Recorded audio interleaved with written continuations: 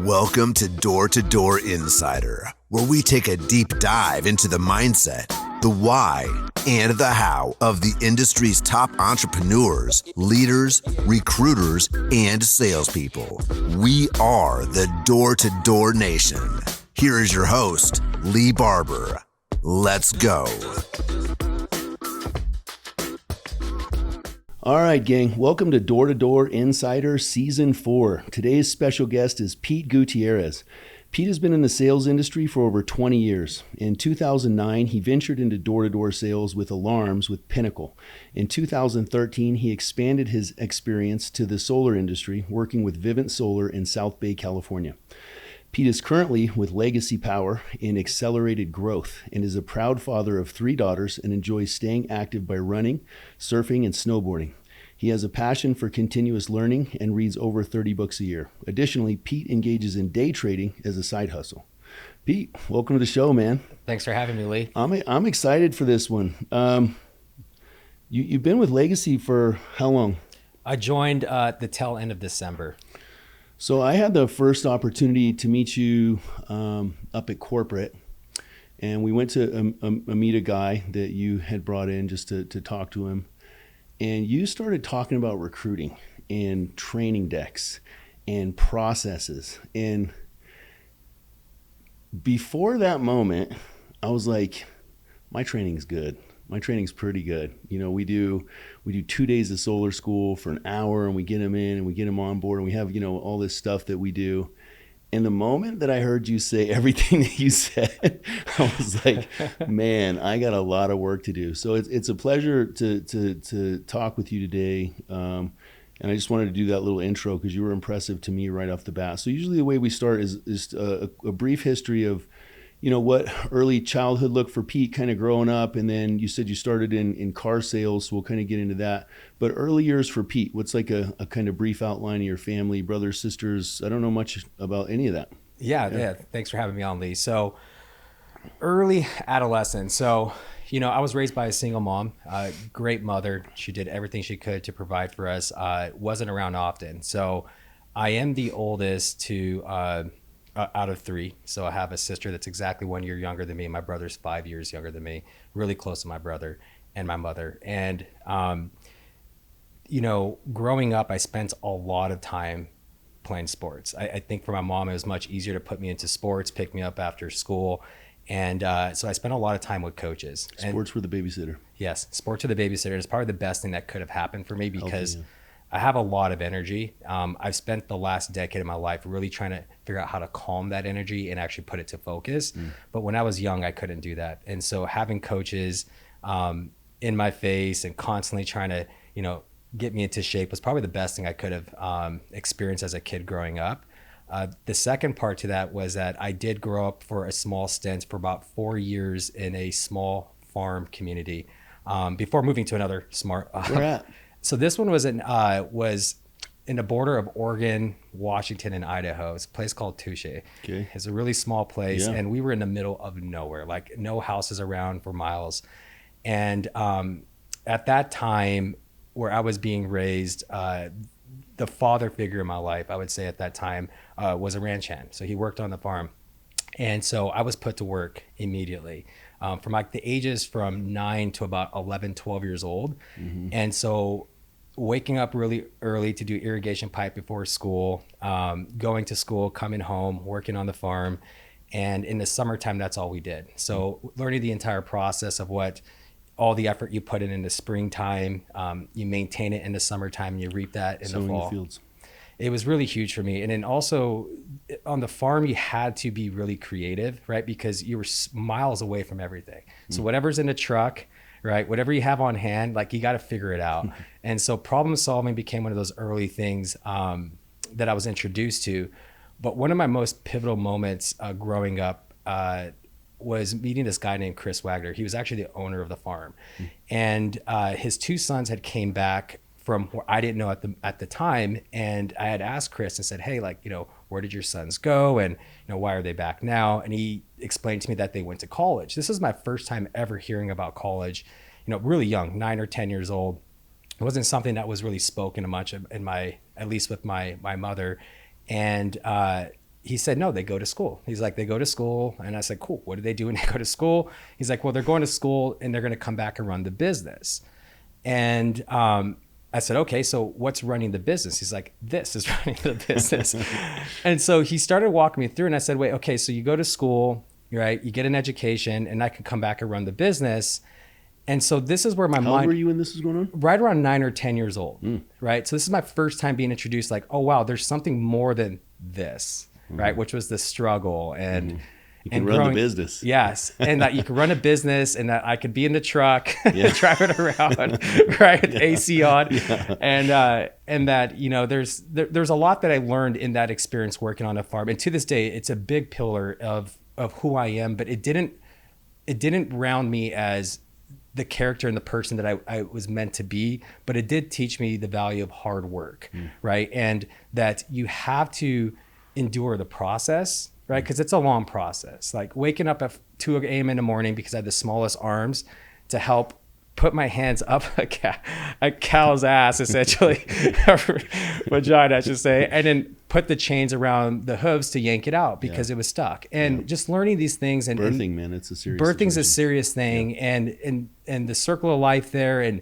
enjoying the moments, it was really pivotal for me growing up because it's exactly what I needed, because I didn't have a father figure growing up. And so being around other dudes and seeing how they worked and how they spoke with each other and how free I felt, like to this day is probably one of my most pivotal times of my life, because it was the foundation for, my hard work. I love that, man. It's interesting. You have kids and you don't want to mess them up.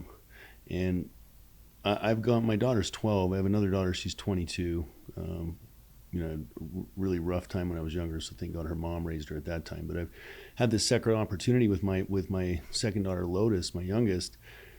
And, I really didn't have her doing much, really up until like last year. And I'd be like, let's do swimming. She's like, nope, don't want to. And I'm like, let's do volleyball. She's like, oh, absolutely not. And and she would just kind of game. And, I do therapy, and my therapist is like, you're parenting out of guilt.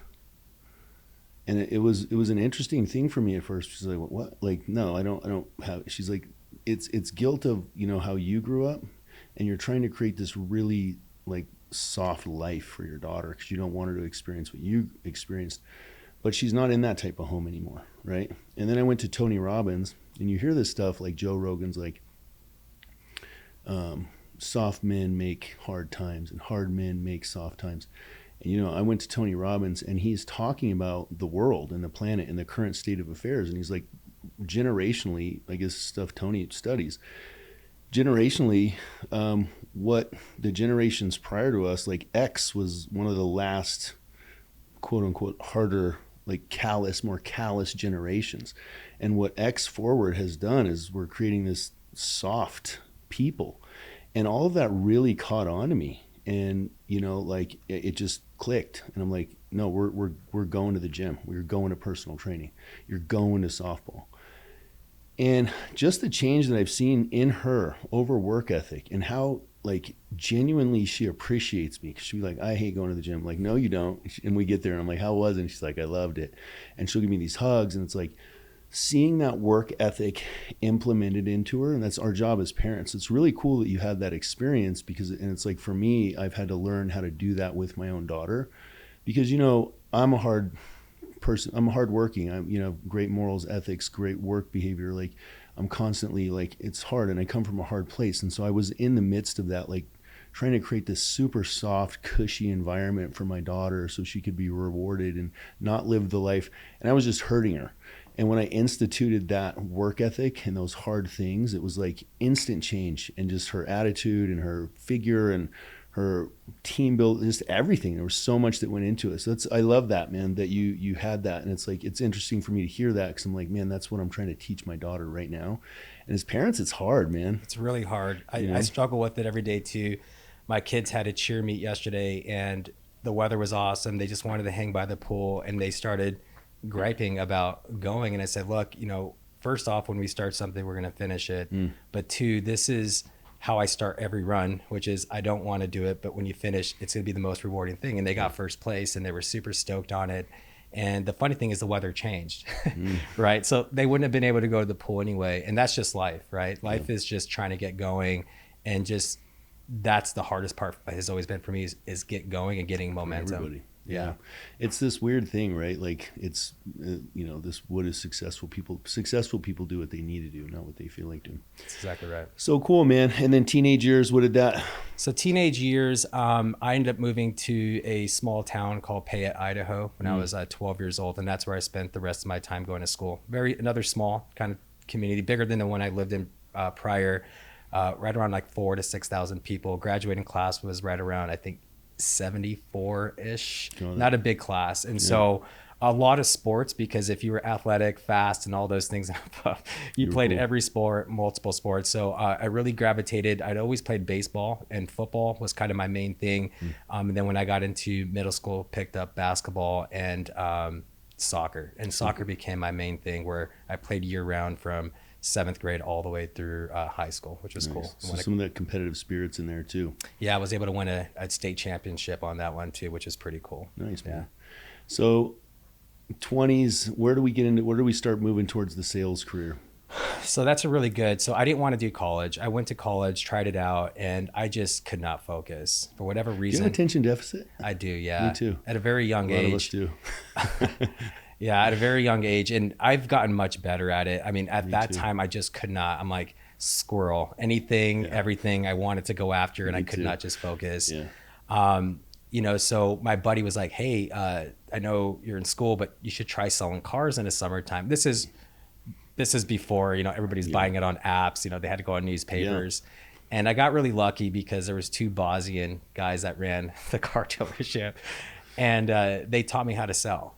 And they taught me this concept, which has always stuck with me, was that show don't tell was the thing they would always say to me. And what they meant by that was that there was a lot of words. You could say a lot of words through the presentation, but if you can get them to actually do something, that creates like that energy and that attachment. And so they would do this thing where, hey, if you can get somebody to go in the trunk and close it, we'll do a $500 spit.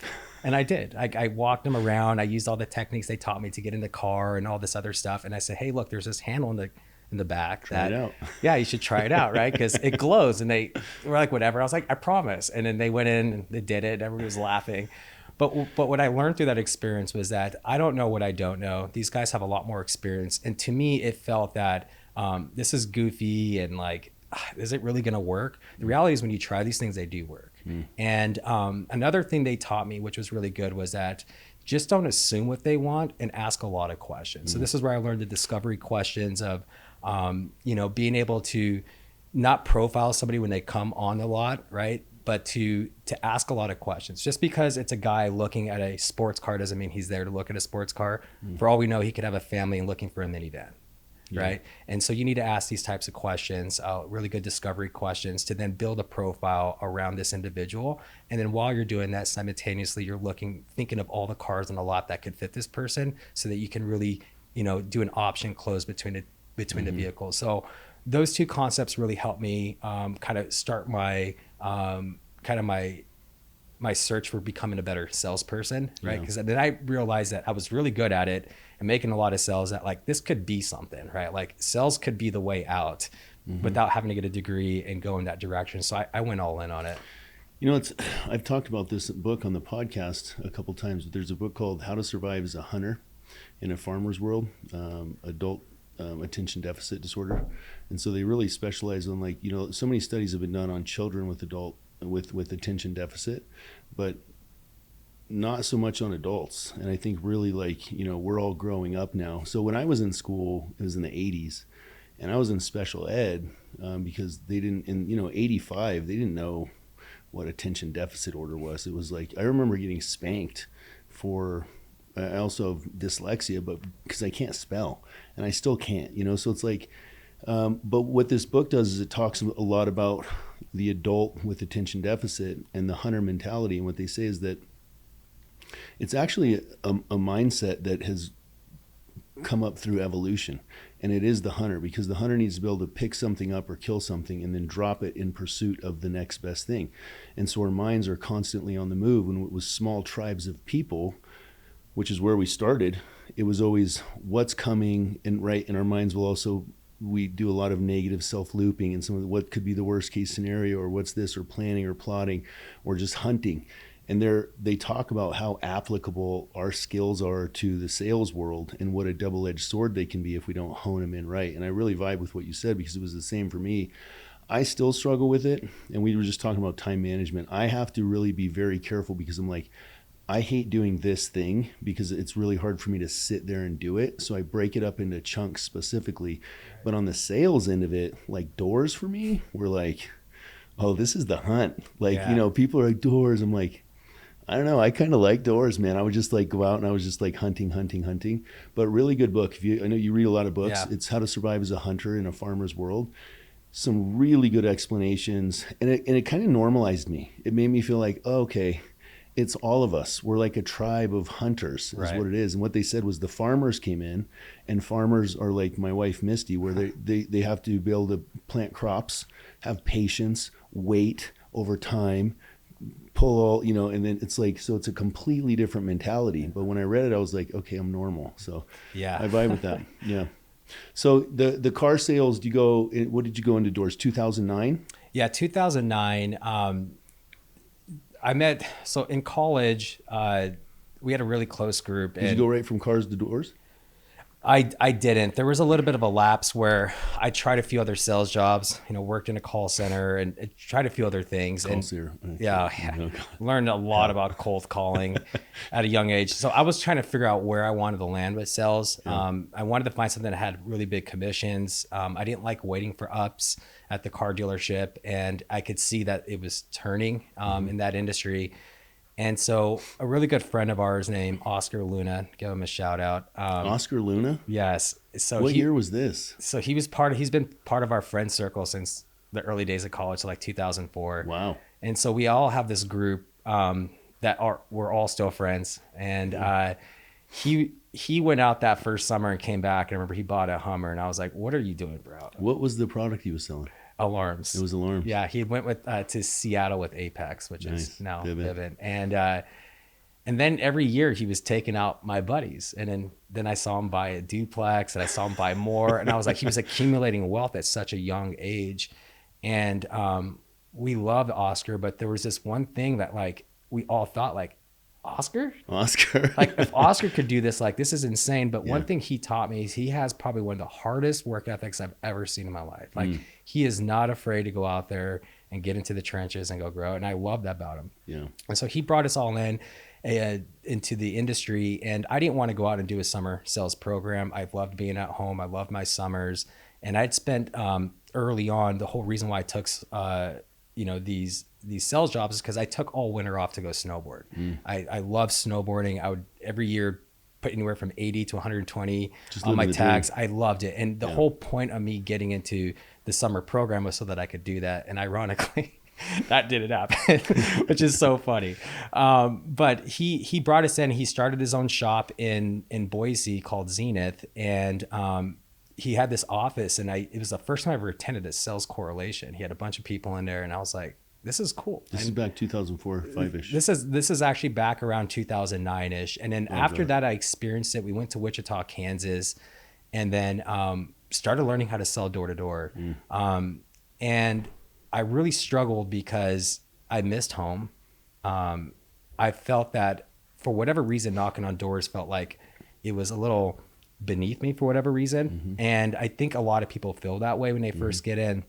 And I was in Wichita, Kansas. We were knocking in the middle of winter time of all times, still getting sales. But I gave my car to my buddy, right, Tyler, and I was dropped off an area. And I had what is called a curbside moment, is what I call them, where I'm sitting on the fucking curb and I'm like, what am I doing with my life? Starting to think of all the other things I could be doing besides this to make money. And so there was a shopping center close by about a mile. So I walk and I go into this Barnes and Noble, I grab a Starbucks coffee and I sit down, and it happens to be a self-help section. And I hadn't read a book at all. Like even in high school, college, I didn't want to read books. It's not my thing. And I said, I'm here, I might as well read a book. And the first book I grabbed was by Dale Carnegie, How to Stop Worrying and How to Start Living. And I opened it up and I couldn't stop reading it. And I had this epiphany that there are people out there that have lived an entire life and they put all of their lessons into a book. I said, how beautiful is that? And this is where I learned the concept of day-tight compartments, right? Like the Titanic, where it was designed to, if it had a hole in it, was to shift the water from one tank to another and push it out. And essentially how to manage your emotions and your thoughts and all this, and taught me the concept of what's the worst thing that could happen right now.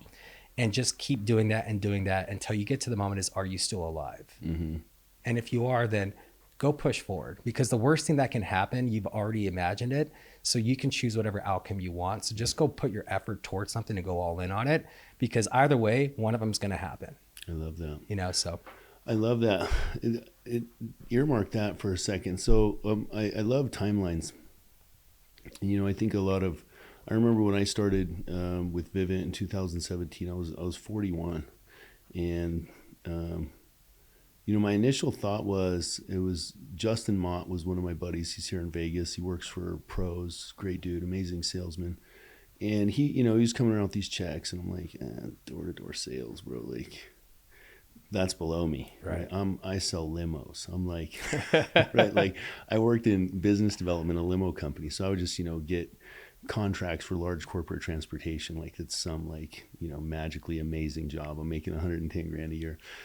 And I went into a recruiting meeting, and, off I went, and I made it. But I often think about the times of if I would have not done it, or if I would have quit at any one of the times along the way. So I just like to talk for a second about, the curbside moment and you not quitting. Your current reality is literally the equivalent of that choice and a million macro choices along the way to continue doing hard things. So I wanted to earmark the Barnes and Nobles, but just kind of talk about that for a second. Like, looking back, like the not quitting, what were those processes like? And, because we see guys come in and they quit, and there's so many guys that have quit, and I'm like, man, I wonder what your future would have been like. I wonder what your family's life would have been like. I wonder what you would have learned. I wonder who you would have led, who you would have inspired, that you just never did because you quit when it was hard and didn't do it. So yeah, just talk on that for a second, the not quitting part. Yeah. So, for me at that moment, what I was realizing that it wasn't the job. It was me. And there was something inside of me that wasn't okay. And that's the thing about this job, is that you will learn more about yourself than you will about the job. Because in that moment I said, look, it's not this, it's not going out. It's like, what are you afraid of? Are you afraid of rejection? Are you afraid of failure? Are you afraid of what people are thinking of you? There's a quote that I repeatedly always say all the time, which is, you are not what you think you are what you think people think you are. Right? And this concept of me creating this story and this image and what people, and the reality is just go to work, because it's all work. Like, if I go back home and I decided to go work back at a car dealership or work in a call center, I still have to call people. I still have to engage with people. I'm in sales. Like, I have to create some sort of traction, a pipeline. And for me, in my mind, I said, look, this is the easiest way to build a pipeline. I know they're homeowners. They live there. I can talk to them, versus all these other ways to do it. And so in that moment, I just said, hey, look, just commit to it, and just commit. Don't think about it again, but use this as an opportunity to get better as a person. And I was in and out of this for up until I got into solar. It wasn't until that last summer I did in Texas, leading up into that solar, getting into solar, that it really clicked for me, because I wasn't really mentally, I wasn't built for it yet. And it's like the farm though, isn't it? It is. You're not built for it until you build yourself into it. That's exactly right. And the biggest thing was that I didn't commit. I never committed. Like, I would always commit for a day, maybe for a week, but I wouldn't commit long-term. And how I knew I wasn't committed long-term, because my actions weren't showing it. Like, I was out partying and hanging out and doing all the things that I want. Like, I still wanted to have this awesome lifestyle, but then still not doing this. But not. Right. And I couldn't balance it. And some guys could do it. I couldn't. And so the reality is I didn't know myself well enough. I had too many blind spots that I wasn't aware of, and I didn't have a good enough circle of people around me to call me out on my bullshit.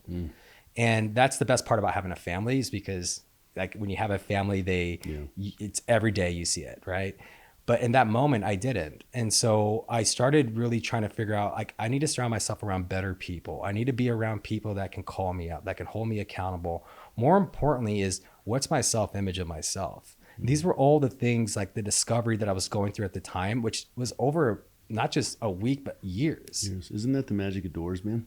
Yeah. It really is. Like, this industry is like this. If you stay in it, I mean, there's probably people that haven't done much evolution in the industry. I don't personally surround myself by them, but this thing is like this. It's excel or die, like spiritually and mentally, right? It's like, and it's like you said, like, what's the worst thing that's going to happen to me today? And I go, like you, we go through these ups and downs. Like, what if the world, now I have these sandbags, and like, if the whole world crashed apart, if I have a polo and a phone and a neighborhood, right, I can go out and make $50,000 this month just by myself. Just give me a product, and that's where in my mind today, when all of this stuff and everything, I'm like, I'm highly skilled. And there's a lot of comfort in that, but developing into that was years of self-doubt, self-deprecating behavior, talking bad to myself, comparing myself, which is the worst thing to do because I'm just not like anyone. Comparing my numbers, comparing my income, comparing my house, comparing my work hours, and so I'm just not this and that. And meanwhile, I'm working through it and pushing through it. My family's life is changing. My life is changing. My economics are changing. My spirit's changing. My intellect is changing. My physical, like, everything's changing with it because I never quit. And that pressure cooker, that pain of like becoming better, it really is. It's like, waking up at 2 a.m. and having to go birth a cow, and then, doing hay and this and that. Eventually, you know how to be the guy in the truck. Right. If you just stay on the farm long enough, you don't have to go to college. Right. You can just learn how to run the farm, and eventually you'll be the guy in the truck as long as you don't quit doing the farm work. And so I really vibe with what you're saying, because I went through a lot of it, and my therapist helped me over the years reframe things. And one of the things, she was like, imposter syndrome. And I would say that. Yes. She would say, stop saying that. That's fluff. Right. You don't feel good enough to be in the room. That's you. That's a you problem. Yeah. You don't feel worthy. You don't feel good enough. And so you have to ask yourself, why don't I feel good enough right now? Because it's like you're saying, people will be on doors or doing whatever they're doing, and they get overwhelmed with a thing. Like, what's the worst that's going to happen? An old lady's going to answer a door behind a screen with a chihuahua in her arm that won't quit barking at you. Somebody's going to answer the door with a gun behind. Like, nobody's ever been shot. Right. Like, you're going to be fine. Power through it. So I love that, man, because it is this lesson of just like, find a way not to quit, and while you're not quitting, fail forward. So I love that. So back to the Starbucks. There you are, not quitting, reading Dale Carnegie. Like, what does it look like from there? What it looked like from there was that, okay, let's make a decision and let's move forward with it. So I made a decision that I was going to stick with the door-to-door until I figured it out, and I was going to find a way to make a living off of it. Making these decisions in the moment is like the easiest thing, at least for me, right? It's the easiest, like, you're super stoked, you're pumped, right? And then you wake up the next day. And you got to do the thing. Yeah. You're like, oh man, I made a self-commitment. Every day you make a commitment. Yeah. And that's why, like, I just didn't have a good enough circle. And what I realized was that I needed to get out of where I was at. And this is when I parted ways with Oscar, and I actually met a guy named John Frampton through a friend of mine named Steve Moreau, and was introduced to the summer program. And I went out to Philly that first year. Frampton was with Vivint, right? No, we were at Pinnacle at the time. Pinnacle. Yeah. Frampton's name's familiar to me. Yeah, John Frampton, yeah. And yeah, that was a very interesting experience for me. What year was that? 2010 or 9. Got it. It was a while ago. Yeah. And we got shipped out we stayed in Cherry Hill in the towers. However, we knocked in Philly. I'd never experienced culture before in my life. I grew up in Idaho working on farms, and then all of a sudden it's like it's like a drizzly, over cloudy day, and I have an iPad and I'm dropped off in West Philly. Yeah. Have fun. Yeah, have fun. Bye, kid. Oh gosh, talk about learning how to sell quickly. And what I found out is that all human beings are all the same. We all have our, we all aspire for something. And if you can just connect with somebody, that's the big thing, is just connect with somebody and build trust with them. They're willing to hear you out and to give you a chance, right? But when you're working door to door and you're doing alarms, like you slip up just one bit, like you lose all that trust. They don't want to deal with you. And so that's why I loved alarms so much, because it really was like a pressure cooker. Like you said earlier, like within a few minutes, you're in the home and you're using all these gimmicks to get inside.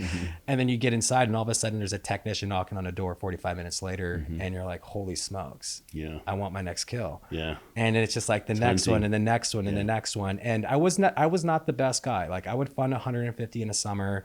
I was not your best door-to-door guy, but I felt like I was pretty steady Eddie. Like, you know, I was pretty good with it. I felt that I figured out how to make money in it. But, you know, I was surrounded by, you can learn from great leadership and from poor leadership. They're both great learning opportunities on what and what not to do. I learned in that summer, we ended up losing most of our team because it was just poor leadership. And I remember I didn't want to be a part of it. Everybody bailed, but I said, hey, I made a commitment to stay here. I'm going to stay for the summer. And then I went to a postseason in Atlanta and met a bunch of other guys that were getting ready to take off to go do solar. Was it still, so not with Pinnacle anymore? This was with Pinnacle, but we were getting ready to transition over to Vivint Smart Home for alarms. Yep. And everybody was starting to talk about, hey, there's this thing called solar. Yeah. Right. And so I was in the East Coast, happened to be at that time. And there were some guys that were going to go start along the Long Island office. And they're like, you should come. And I was like, I would love to. Yeah, sure. Let's do it. And then John's like, no, you're not going.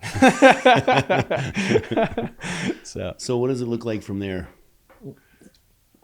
What's interesting is that John was really good. He was my leader, my mentor. Where's Frampton at now? I'm not sure. I think he's running his own solar shop now. You know, he's been. Did he ever go to Vivint?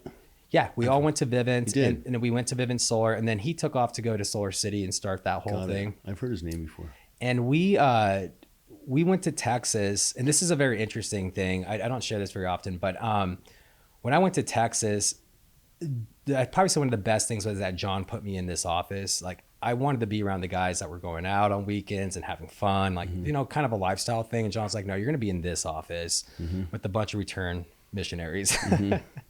And he did. He put me in the same spot as Mace Sorensen and a few other guys. Mace Sorensen is a huge pivotal part of my life and how I shifted. And in that summer, I started going to church with these guys and I started being around them. And there was this energy of sobriety, of, you know, being sober. Spiritual sobriety. Yeah, spiritual sobriety and also of substance and all this. And I was like, what if I just didn't do anything, fuck around for 3 to 4 months? What would that look like? And it happened to be my best summer that I had. Yeah.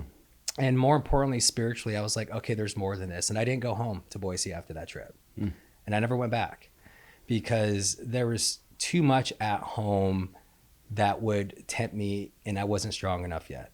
So I stayed isolated.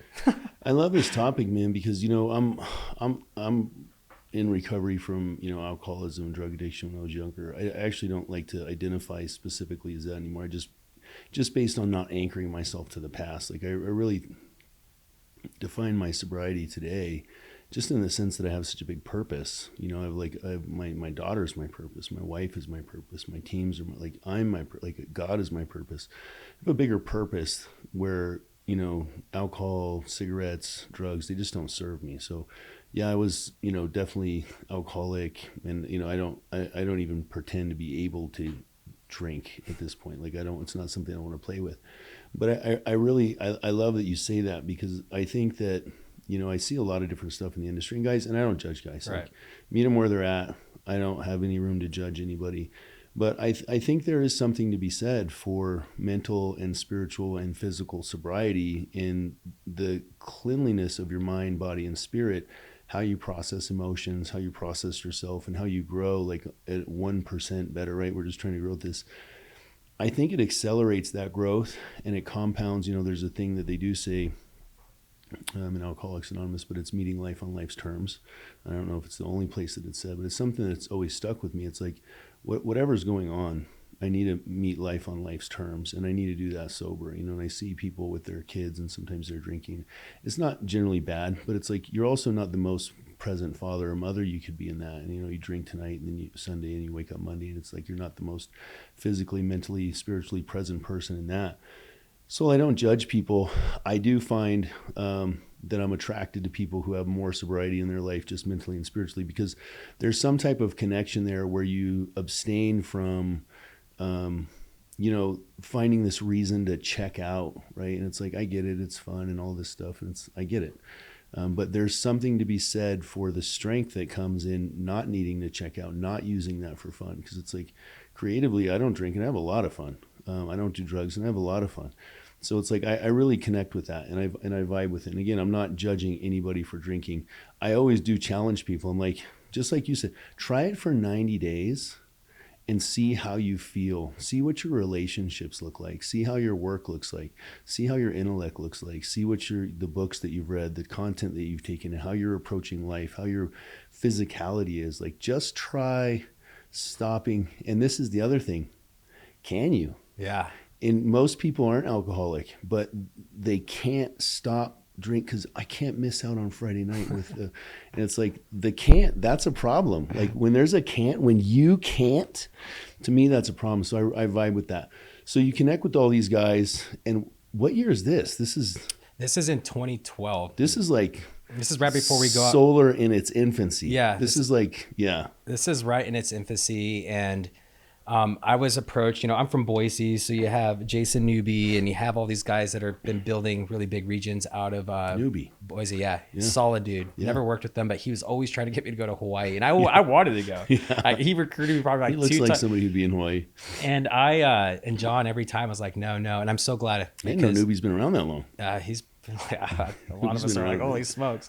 I see guys at conferences. I'm like, dude, we're old as hell now. I'm like, oh geez, man. Oh geez, getting in your dope. 20s. I'm about to be 40. And so, but yeah, going back to that summer, I was very grateful to be around really good men. I think that for me, not having a father figure in my life, I don't know what I don't know. I had nothing to model off of. Yeah. So a lot of times I'm guessing and so forth. And YouTube wasn't that big at the time. Like, kids have so much opportunity with the internet compared to where it was at when we were growing up. So there's a lot of mentors. Everybody could be your mentor on the internet, and you can anchor onto a lot of really good, solid dudes out there. And for me, I didn't. And so being in that office was so beneficial to me. Like, being around May Sorensen, being around Tanner, being around Parker, these such like pure dudes, no agenda. They just want to be your friend, hang out. Like, I'd never been around that before in my life.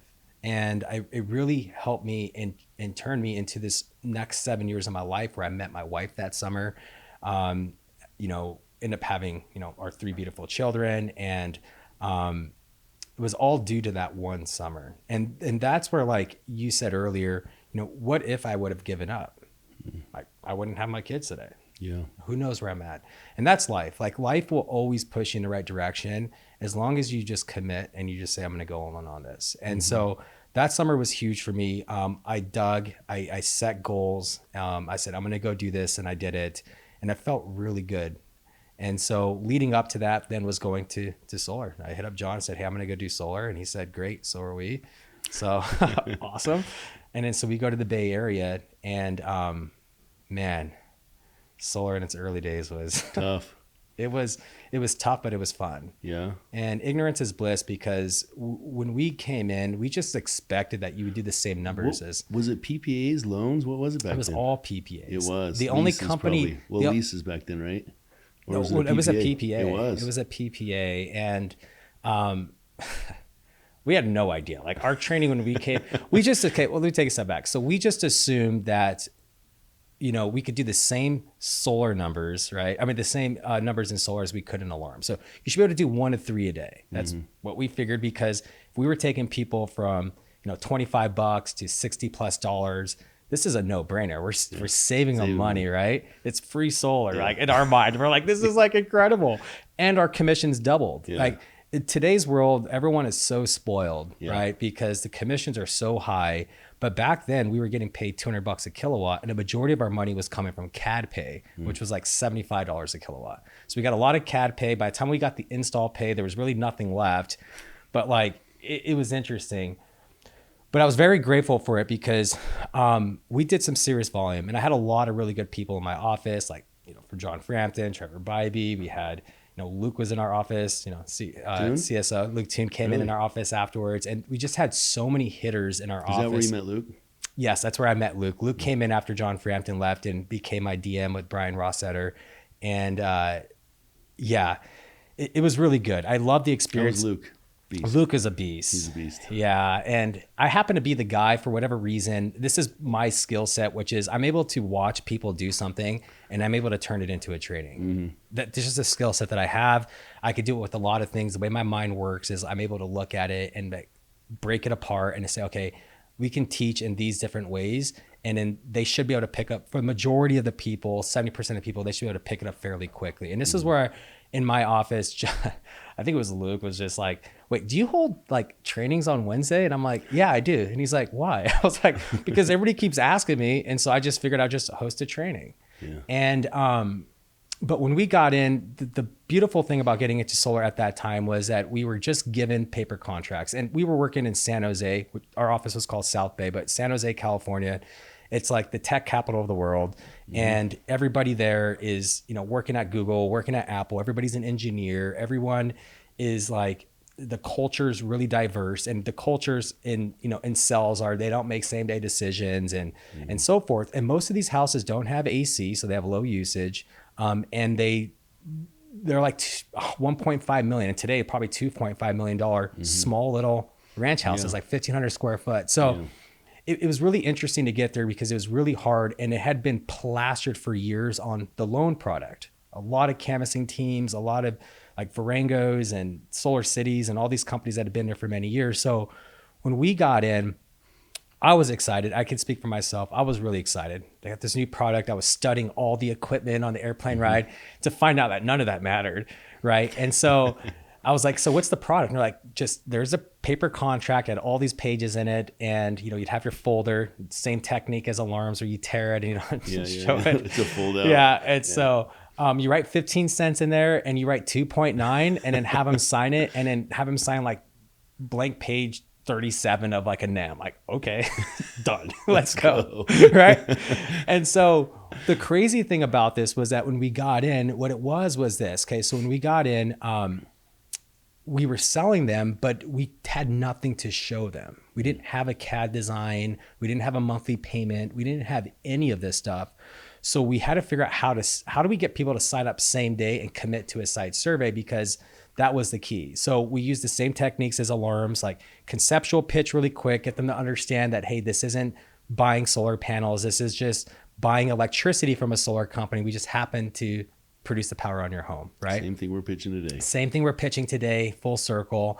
And the crazy thing is, once you got into the home, I had this NEM pitch that I would do with them to get them to understand why solar existed. And then we would transition into, the paperwork. And they would always say, well, how much am I going to pay? Well, we don't know until we get somebody to your house. And that was the process. I cannot even imagine that. But the crazy thing is, we would sign 2 to 3 of these a day. Yeah.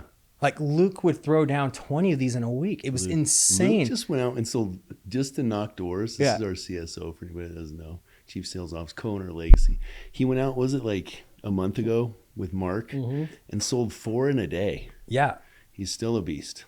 He's a monster. But anyway, and these were all self-gens. Yeah. Because there was no such thing setters. There was no setters in this world. And so as you eat what you kill, you had to go do it yourself. When I started back in 2017, I had never heard of a setter. Yeah. This is like, that was alarms. And then 2019, I didn't, it's just, that's when I started Vivint Alarms 2017, 18, 19, I went to Vivint Solar. Nobody had setters that I was exposed to. Like the setter thing to me is pretty new, like last few years, like 20 and above. But anyway. Yeah, we'll have to talk about that, because in California, that's how they all did solar. They did. That's how all the companies did it. And I'll tell you how I reverse engineered that later on.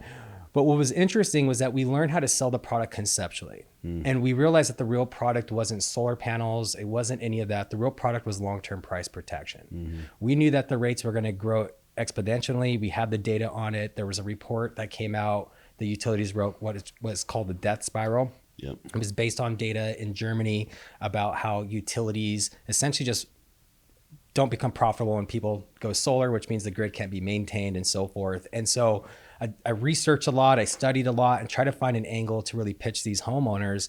And this was it. It was the conceptual pitch of, hey, we would sell you this power if we could produce this power in a field and ship it to you, but all the cost is built into delivery, which is how we built Pain and did that through the bill discovery, right? Or kill the bill. And so we would get homeowners to sign up, and they would have to basically sign this paper contract. They would have to sign a blank NEM contract. They would have to do a full credit check. They would need to do a welcome call to confirm that they were signing up for 20 years just to schedule a site survey, which we were so backed up because guys like Luke were crushing it and we didn't have a lot of surveyors. So we waited 2 to 3 weeks for a survey sometimes. And then we had to wait and then CAD at that time got so backed up. It was like sometimes 6 weeks before we could go back with our actual CAD design. Jesus. Like, forget about it. And also keep in mind, Vivint at that time did no re-roofs. We only did comp roofs. We did no MPUs. So talking about everything was 44 to 50% offset. Almost every system was. Wow. And so we had to learn this other concept, which is getting homeowners to understand that buying some electricity at a discount is better than buying it all at full price. Being a little away from the devil's better than being all the way with him. I'm just sitting here thinking, doing math though. I'm like, dude, if you're in California and you signed up at 15 cents with a 299 escalator back in 2011, you're crushing the game right now. Those dudes, they're at like 51 cents out there. Yeah. You're still doing good. Like but this is what you're pitching, is you're pitching the long term. Like, yeah, it's amazing. Yeah. So anyway, yeah, that was super good. And had great leadership. One of the pivotal parts for me having a great year that year, starting with, being there with Vivint Solar and then transitioning over to Legacy with Luke and Doug when they started the company, was that, Luke was probably one of the best leaders I was around because he wasn't like your traditional leader where he got you super excited in front of the room and all that. He was really good at delegating, and then he was really good at going out there and showing you. Slanging it is all I needed to see. And so he stood up in front of a room one day. I've shared this story many times throughout my career where he said, hey, anybody that wants to follow me on Find My Friends, he's like, add me. And I did it. I was like, cool, awesome, let's go. And he would, as soon as the meeting was over, you could never find Luke to go to Chipotle or to grab lunch after. He was gone. He was in Hood. And that created more urgency of me, like, okay, I need to get out more. I want to be good. This is the top guy in our office and a company. This is what he's doing. I need to mirror that. And then one day he calls me and says, hey, what are you doing? I'm like, just chilling out in the area. And he, kind of quizzing me a little bit. And he's like, no, you're not, dude. I can see it. I forgot I had added my friends. And it was funny because at that moment I was like, gosh, man, I let myself down and I let him down. I didn't let him down. To him, his life goes on. Yeah. But I let myself down because I made a commitment that I would, go all in on this. And my actions were proving that I wasn't going to go all in on it. Yeah. They had this incentive at that during, I think it was 2013, or 14, if you do 100 installs in that year, you would get LTIP. So I was shooting really hard for that. Vivint LTIP? Yeah. This was back in the day. Way back in the day. Yeah, if you could have kept that though. Yeah. I would have traded nicely. Yeah, for sure. That liquidity event was a good one. That was a really, really good one. Yeah. So, but yeah, that's essentially where I was at. And so I was really spent a lot of time perfecting my becoming a rep. I wanted to be a manager. Like everybody wants to be a manager. At this point, I had been in the industry for quite some time. I was helping, run some offices and assisting, but like never earned an override because the culture back then was that you don't earn overrides on anybody, right? Like you need to go build your own team if you want to earn overrides. Like I'll help, you can help me with my team. Great. But you're going to gain the experience. At least that was the culture I was a part of. And so when I got into solar, they used to do this open invitation or open application process when they launched a new office. And so I would apply all the time, but I would never, do the interview process. I would never get hired. And I was like, I want to be a manager. The reality, I wasn't ready for it. In my mind, I was ready, but people that were watching me knew that I wasn't ready. It's weird because you're talking about this, and I mean to interrupt, but someone earmarked that, the interview process with the office.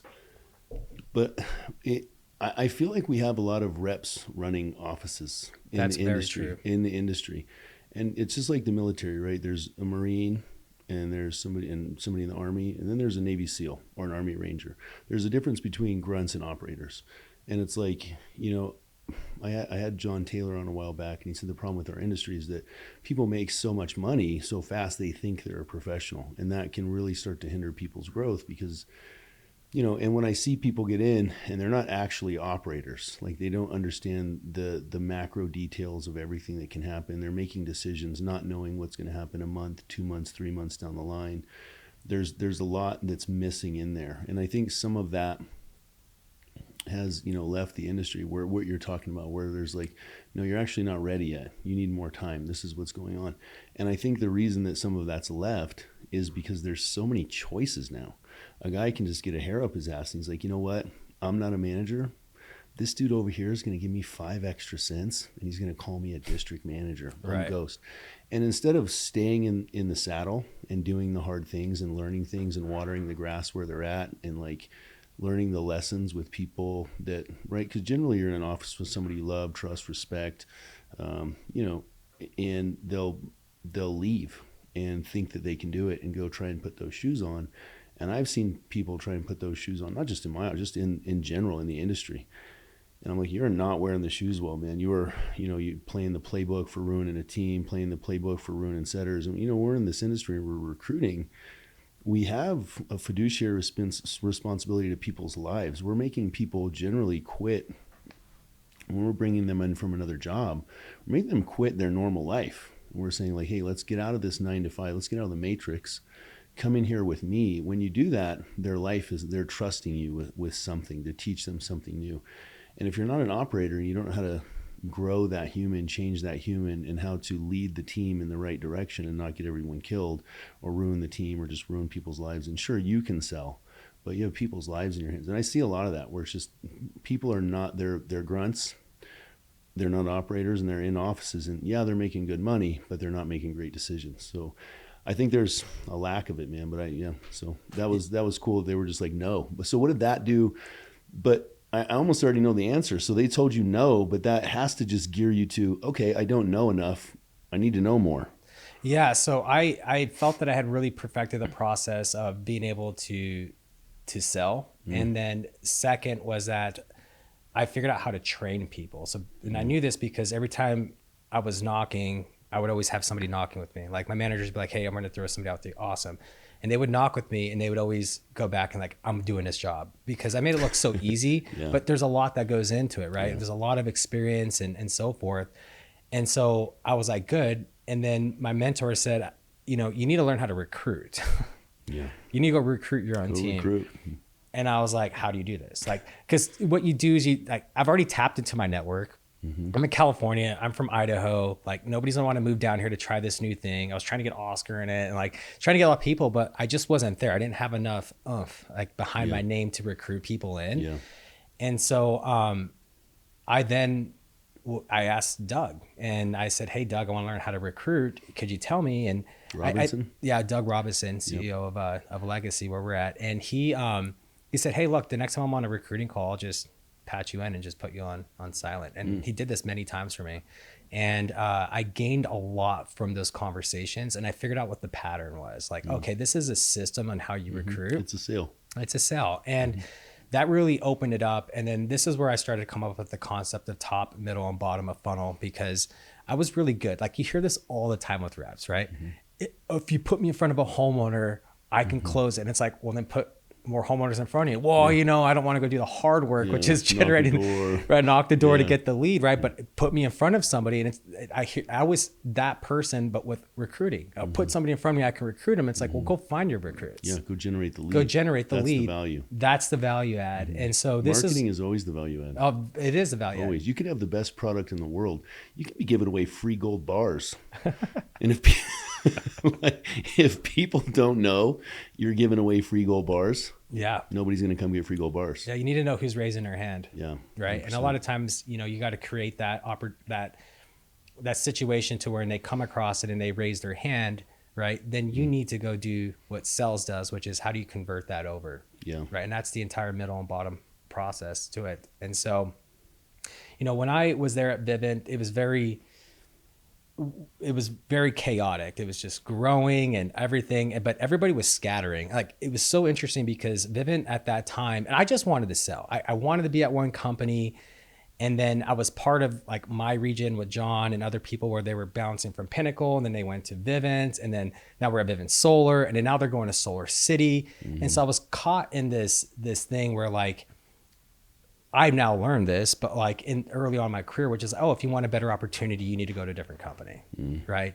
And so I ended up going and starting with these guys at Legacy and doing very well there, and started to figure out how to recruit top of funnel.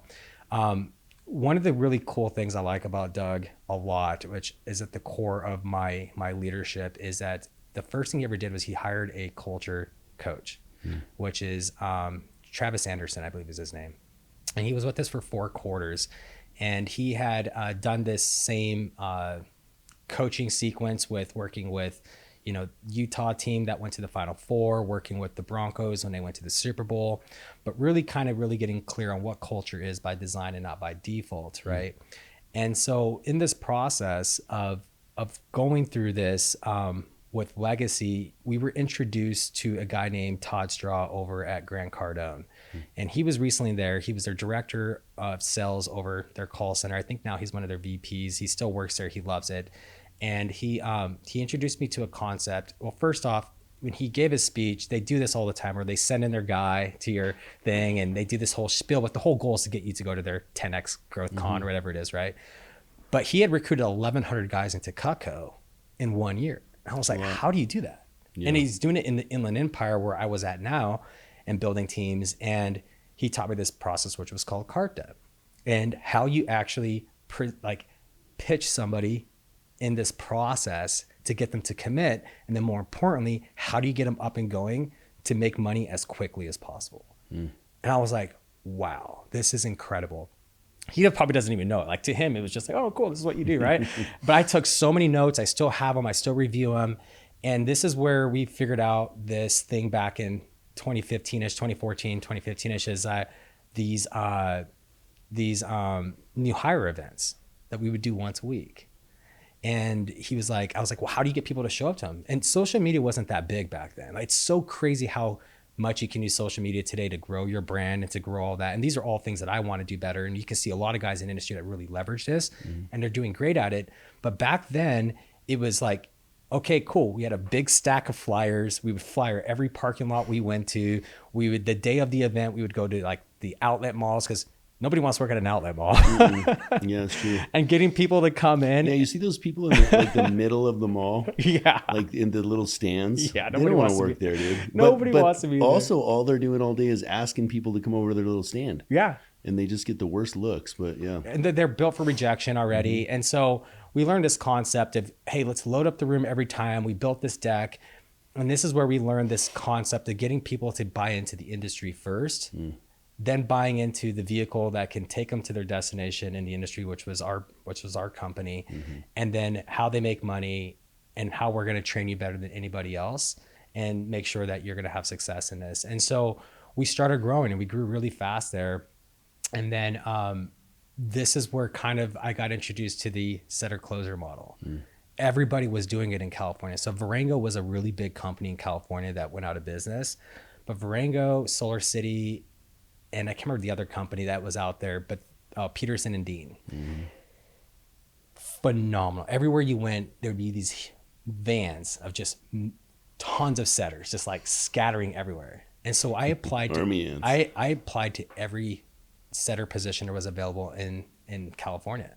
I went to all their recruiting interviews, their meetups. I went through the hiring process, actually get hired, but like I wanted to see how they were doing it.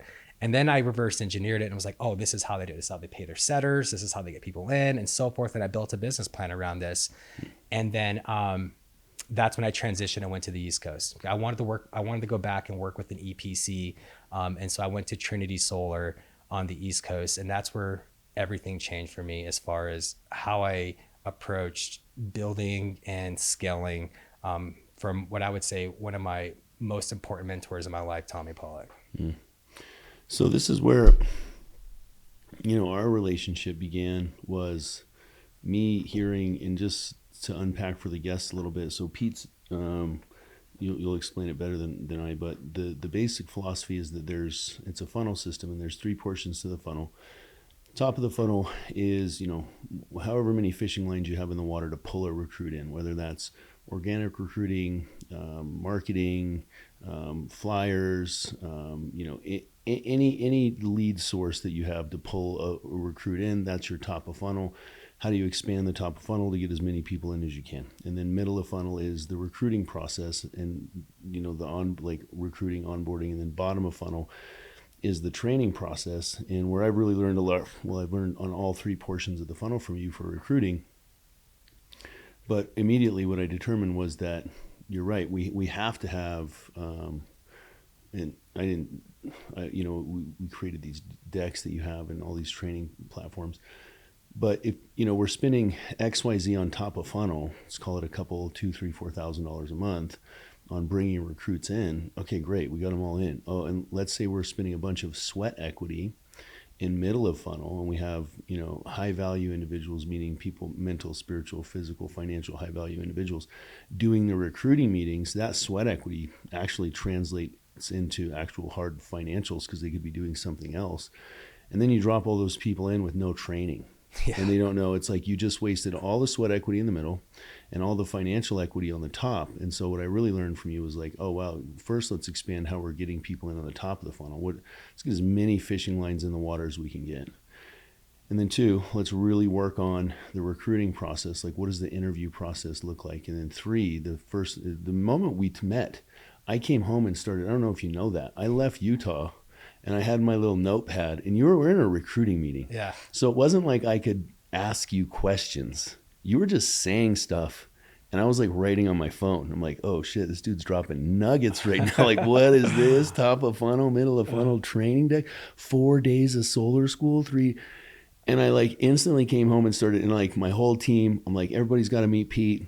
We're changing everything. And they're like, what? And I'm like, I'm making decks right now. Like, what? And they're like, solar school's 4 days a week. And I'm like, yes, it's 4 days a week. I'm going to tell you what we're going to do. And it's really worked, right? We're just in the kind of, I'm a month into this with you and getting things dialed in, but it's a beautiful system, man. So it's really interesting for me to learn where you kind of learned it. So you reverse engineer it, go to all the things, and then you kick it into gear yourself. What does it look like from there for you? So I go to Trinity, and I'm a door-to-door guy. And so I meet with Tommy Pollock, he's meeting with my wife, and moving from California to out there, and Josh Williams is presenting the opportunity for us. And Tommy's like, come here, I will teach you the business, I'll teach you the corporate side of the business and the whole thing. And I was like, I could really go for this. Like, this is my career path. I shared my goals and dreams with him, and I really trusted him. And so when I came in, his company was doing maybe, 1,100 installs a year, to now they just hit over 110,000 installs. To think about, not even 9 years ago, they were sitting at right around 4,000 to 5,000 installs as a company. But they had been an HVAC company since 1991. They had all the recipe, just missing a couple key components, which I believe that, the team that was a part of that growth, we all contributed to. Kind of like, it's like a beehive. Like, we all just kind of had these ideas, and it was felt like a startup, but it wasn't. And so I had asked him one question. I said, what's one thing that you've always wanted that no one's ever been able to build for you? And he's like, a setter model, setter closer model. I was like, oh, that's really easy. I actually have the business plan for this. And that's the funny thing about life, right? Is that, a lot of times you're preparing for something, but you don't know what you're preparing for. You think that you're preparing for a certain opportunity, and it doesn't work. So you're like, oh, whatever. Yeah. But then the opportunity will present itself, because that wasn't the right one. And so I did. I sat in a room, and he said, okay, write a business plan together. A lot of people don't know this, but he said, put a business plan together, and you're going to go pitch the board. Have all your numbers, guys. I shared it with him. He's like, okay, change this, change that. Boom, I go in there. They drill me on all these numbers. And I knew, because I went through the process, and I was in California, and I understood what these companies are doing. So I felt that I was really prepared for this, and I was. He said, cool, awesome. And then the next line he said, great job, Pete. We left the room. He said, great job, Pete. now who's on your team? And I was like, what do you mean? He's like, you can't do this by yourself. Yeah. And I was like, whoa, because my entire life, everything I've just done has been by myself. So he's like, cool, you need a Salesforce team. So here's Bonnie, They're going to help build out all the analytics and everything you need. Cool. You need a data analyst. We pulled somebody out. He's like, cool, you need an assistant, executive assistant to take all these notes. Here's Alex. And, here's the traditional guy that knows how to close appointments, because appointments being handed to you are different than knocking on the door. And then also we need a call center so that the call center can do all of this. And so in that process, I started building this out on the back end, and we built everything, the tech, the stack. And so I learned a lot about how, because the setter closer model isn't just getting guys to knock on a door and getting an appointment. That's not it. He taught me quite a few things, but I remember when he said, whoever has the leads controls the game. That's right. And I was like, you're absolutely right. And he says, 2 is that you have to see the setter program as a marketing. It's just a lead source, Pete. There's acquisition costs that I have to pay to, whether it's, top of funnel, getting them in, the training that we have to pay for the training, the software, the tech, all that stuff is accumulated to every sale that we get once we put them out on the doors. And so we had the privilege of having vans, we had the tech stack built out. And I remember went to Christian Calabuso and was like, hey, I need to borrow somebody. I think Brandon's the right guy for it. And we started it with Brandon, this small guy, and everybody fought it on the direct side because like, how do we manage territory? How do we do all this? It's like, look, guys, it's going to work. And over time it evolved and it became its own thing. And it was really cool to be a part of it in the very beginning, because it really was that car drive going down to Atlantic City with Tommy and just asking him that one question. What's one thing that you've always wanted that no one's ever been able to give? And because I asked that question, I was able to add value.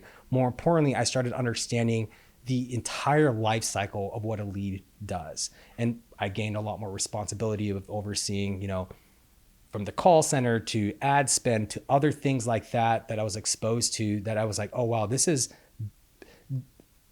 managing a door-to-door team is a business. And I'd never seen it that way. I'd never seen that, hey, if you have 20 guys on your team, and if you guys how many leads do they generate a day? Just people that rose their hand on the door and said, I'm interested, but bad timing. Well, I don't know.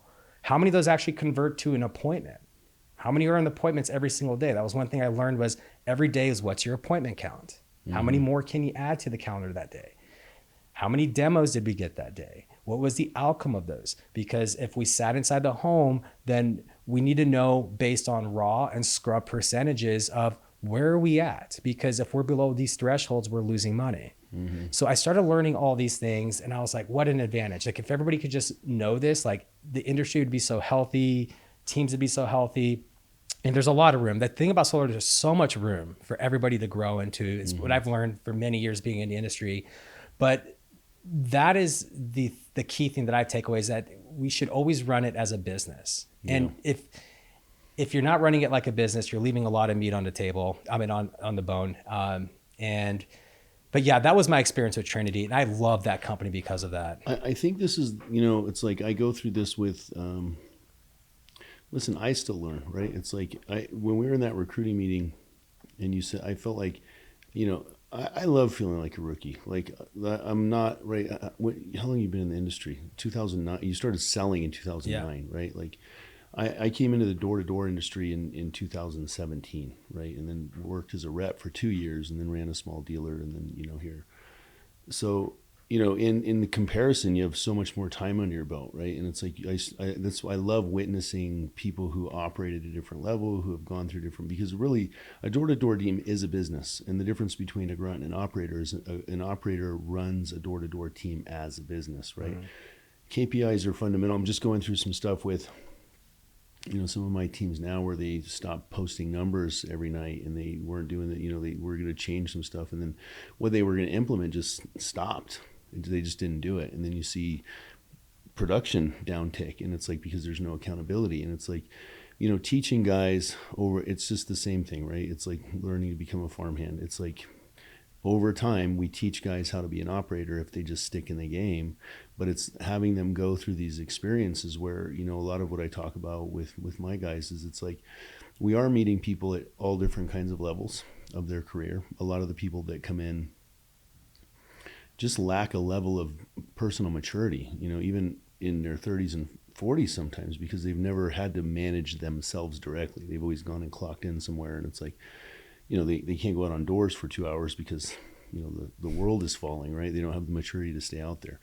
And so it's like you're trying to meet those people. And what I find is that some of the biggest things that we can do are the KPIs, is give them structure, show them, hey, this is what's happening. If you're doing this in 3 hours, if you doubled that and did 6 hours of that, you'd actually get these results, or knowing who's doing what, or who's not knocking any doors, who hasn't knocked a door in. There's people on the thread that haven't knocked a door in 3 days. There's 4 doors. It's like let's talk to those people and bring them up or let them go. It's like, but having the KPIs, running it like a business.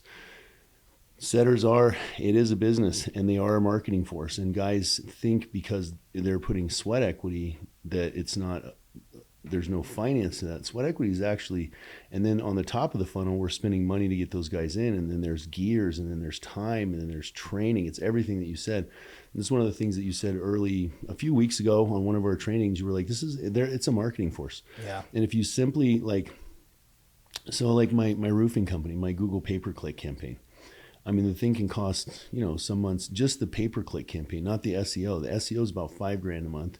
The pay-per-click campaign, which I had to stop because it's Napoleon said I need horses, right? I don't have enough roofers to roof all the roofs. The roof, I think there's a poem in there somewhere. But it's like, when I look at my pay-per-click campaign, I run KPIs in my pay-per-click campaign because most of my customers in the roofing company are either coming off my organic post, my Google certified post, or my pay-per-click campaign.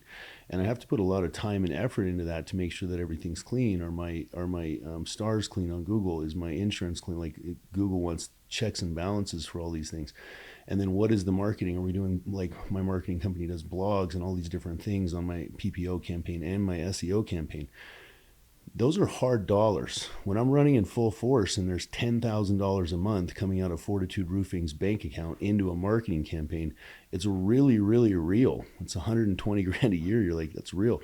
People don't look at the setters like that. And the setters are that. They're a marketing force. And then there's a duality to it, because the more attention you pay to them, the better they become, and the better their lives become, the more they know. So it's like, I really love that theory of like running it like a business.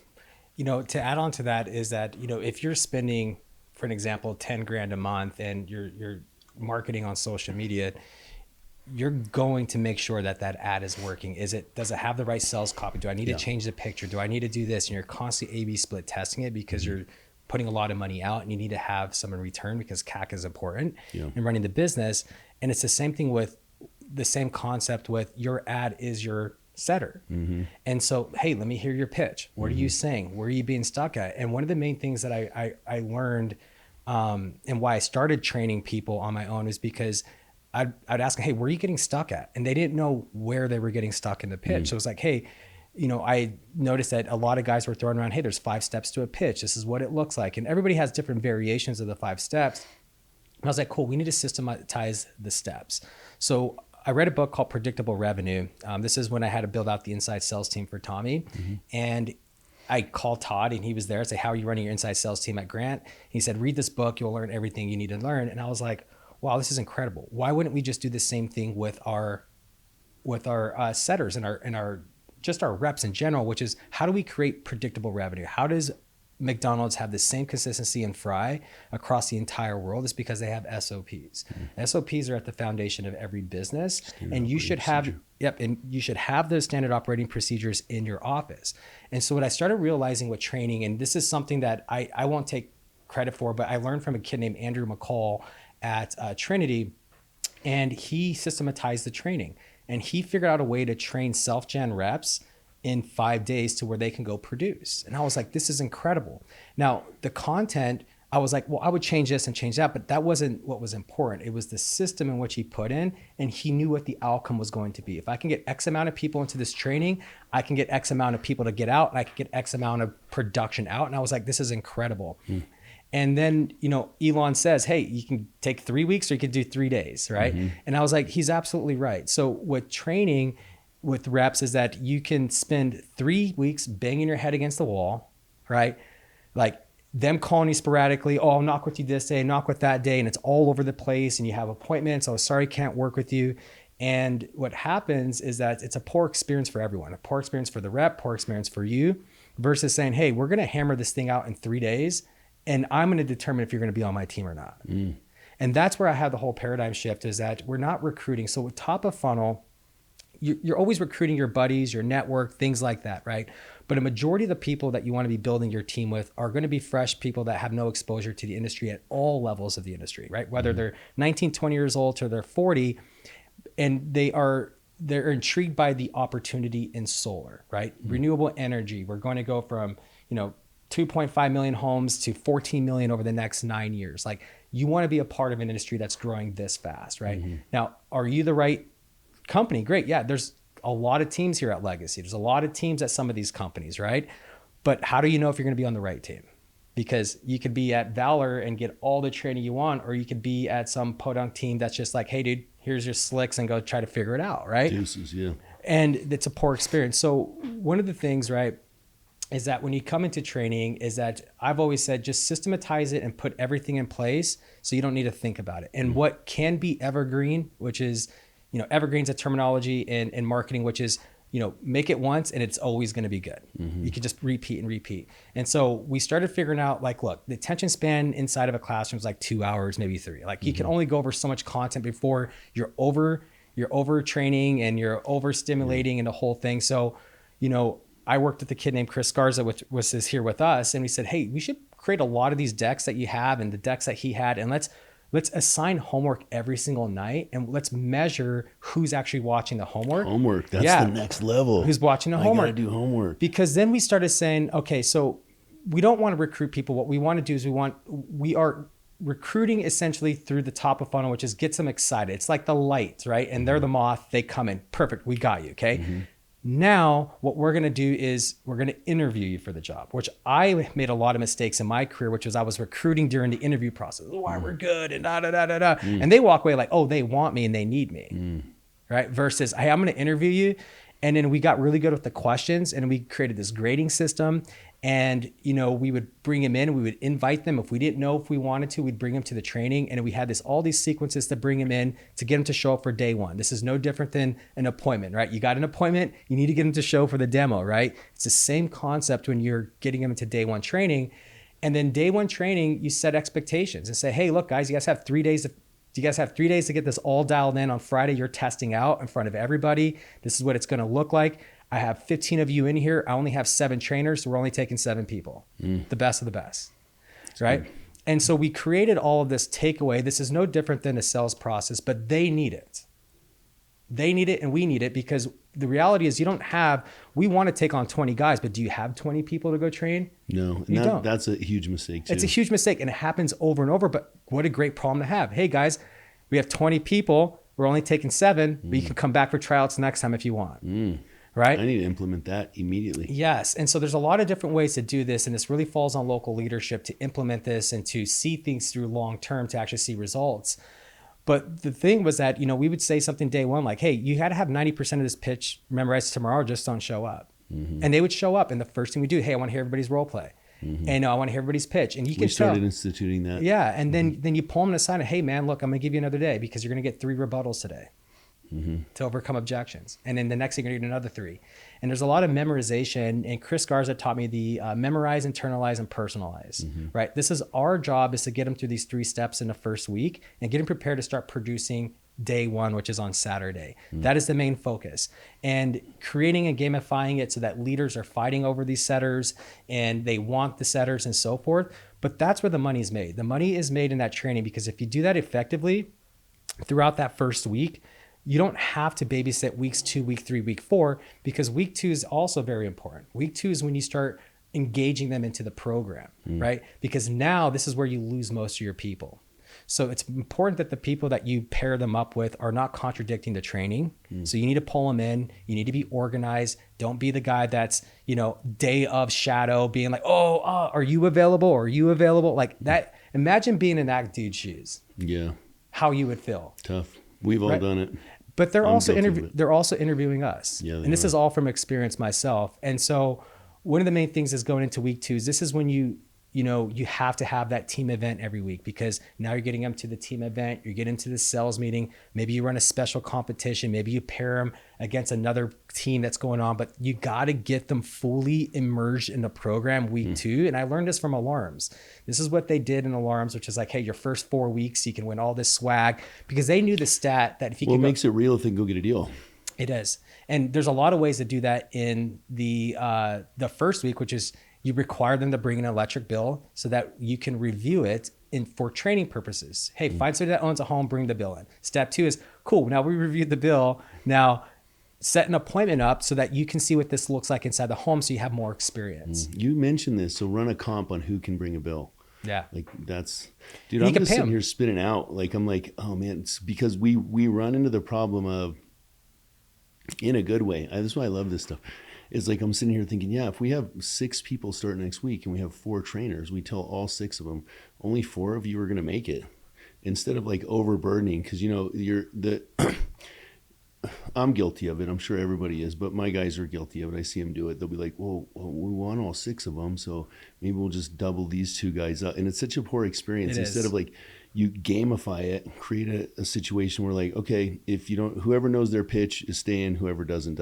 Whoever memorizes the objection, staying, whoever doesn't. And then you create a grading system, and then you got 4 people who can take somebody on, and then you can gamify that and say like, okay, these 2 people both scored a 5, and these 2 people are both 3s. And then you can pit the managers on like who gets to pick the top draft. Like, so much fun stuff in here. Yeah, there is. I learned that from Robbie he was running the Phoenix offices for us, and he implemented that. I was like, that's such a genius idea. Like, yeah, that's pretty genius. You know, because you know, you can get not only you can get your leadership to be like, hey, dude, these are the metrics we're looking for, you know, for you to be first round picks. There's always that one dude that's always really good, or that lady, right? They're always really good. And so you want them, and so you create that competitive force around it, competition around it, I mean. But yeah, no, it's really important. And that is, you have to, because they are taking so many chances. Like, I was lucky enough to be around Oscar. He was a beast. I could knock with him. Like, first store I knocked, I just like froze, and he sold it. And I was like, oh wow, like I would have lost this, but he sold it. And so like being able to see that, it was so good. I got really lucky, right? Are you that person to somebody? Right? Yeah. That's what's key, because a lot of times it's 100% commission. They could go work any, you know, 9-to-5 job, whether it's at Zoomies or Tilly's, whatever the case is, or working at a pool, but they're taking a risk on this because they see the opportunity, but they need leadership to step up and put them into a process. And managing people doesn't work. You have to manage the system. So create the system. And I always say, if you just do 50% of what we're talking about here, you're gonna have a lot more success, and just try to get better every class, and customize it to how it works with you, your leadership, working with your market, because every market's different, right? But it's so important to have a system in place than having no system at all. But treating them as if they were your best friend coming in, and they just took a real big gamble, like they left a really good paying job and they took a risk on it. Like, what type of effort would you put into that guy? And you need to put that same effort into every single person that comes through, because you'd be surprised on who's actually going to be that next person that ends up being the connector. That was one kid named Ruben for us in the Inland Empire office.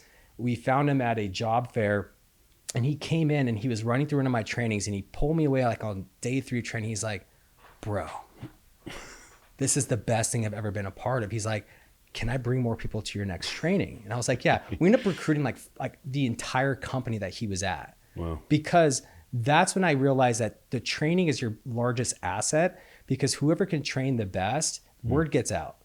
Well, you're training a marketing force. Yeah. We're almost at a minute 30, so So I'm going to give a little bit of the secret sauce away, because I want people to be able to contact you. And I know that you'll be linked in the Instagram. So you, guys, if you want some advice on any of this stuff, Pete's an amazing human being. Whatever company you're with, you can always reach out to Pete and he'll give you some advice. Really top of the funnel is getting people in. The middle of the funnel is the recruiting process. And then the bottom of the funnel, what Pete has really helped, well, all 3 portions, but where I really made some big changes was in creating decks for the people in my office to do solar school off of. We went from solar school twice a week, 1 hour a day, to solar school 4 days a week, 2 hours a day. And then we, you know, review everybody the next week. We'll have them kind of come back in, and I'm still picking up game from you. So a lot of like what you're talking about, I'm still like instituting. I feel like I'm just in the infancies of this, you know, philosophy of training my marketing force better. But if anybody wants to reach out to Pete, he's on Instagram, just a fire hose of like super dope information. You have so much good information on this and the systems and processes that I wish we had more time.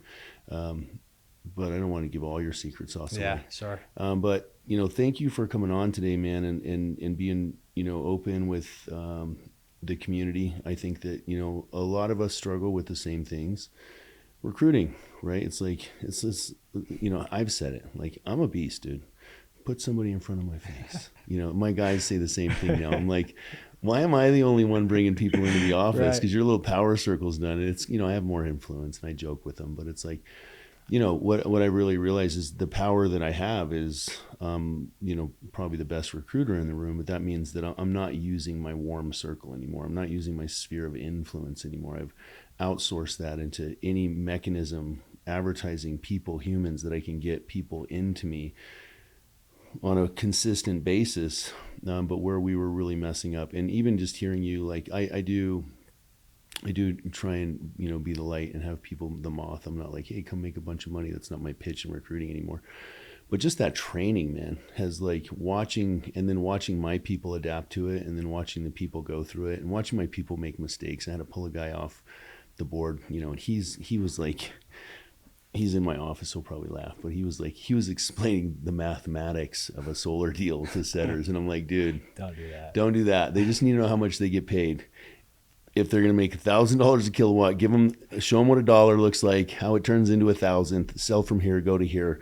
That's how you get paid. Make 40% of that. You get paid on Wednesdays. Done. Like, show them where to find their paycheck in grid. Like, you know, and that's some of the other stuff. We go through full onboarding now. We start with what you said. It's why solar, why legacy. And I thought, when I first heard you say this, that's dumb. I'm not going to do that part. And then I thought about it, and it's like, no, that's brilliant, because I'm getting them rebought into the industry, the why solar, and then the why legacy back in solar school. So they're rebought in. Then my next deck is like, tech deck. Do you got your email? You know where to find your paycheck? You know how to log into Canvas? Are you into grid? You know where Legacy University is? Like, showing them all that, instead of me just thinking the person training them that week's going to do it, because they don't. Then 4 weeks later, they're like, why haven't I got paid on an M1? And you're like, what do you mean? Go look on grid and find what's grid? Where's my paycheck? You're like, oh man. So it's like, just systematizing and creating these processes immediately help my office. So thank you for coming on, brother. Yeah. I appreciate it. Yeah, I really appreciate it. Thanks for having me on. It's been dope. Yeah. Anybody wants to find Pete, he'll be linked in the Instagram. His tag will be on there. Thanks again, man. Yeah, appreciate likewise, it. man. Awesome.